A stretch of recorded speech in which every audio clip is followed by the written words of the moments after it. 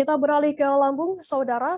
Bocah 8 tahun berinisial AM warga desa Sukamaju, Kecamatan Sidomulyo, Lampung Selatan, hilang selama 4 bulan.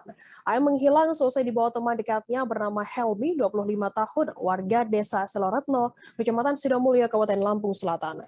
Putra pasangan Siti Zuraida, 44 tahun, Ridwan Tahir, 45 tahun itu merupakan bocah ketiga yang sudah dibawa oleh Helmi.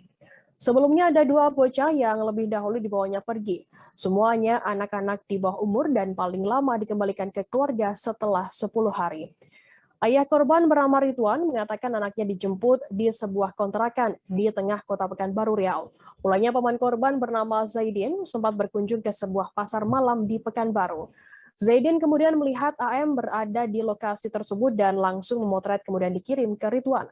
Berbekal informasi tersebut, keluarga AM kemudian mencari anak tersebut. AM kemudian ditemukan berada di sebuah kontrakan 2 kamar di tengah kota Pekanbaru Riau pada Sabtu 14 Mei lalu. Ridwan membenarkan anaknya dibawa pergi oleh Helmi. Ridwan mengatakan Helmi sudah 1 bulan menghilang dan anaknya tinggal sendiri di kontrakan tersebut. Siti, ibu dari AM menceritakan apa yang disampaikan anaknya bahwa sang anak dipaksa berjualan pisang dan air mineral di terminal untuk menyambung hidup. Pihak keluarga menyayangkan tindakan yang dilakukan oleh Helmi.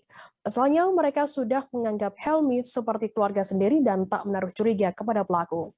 Terima kasih sudah nonton. Jangan lupa like, subscribe, dan share ya.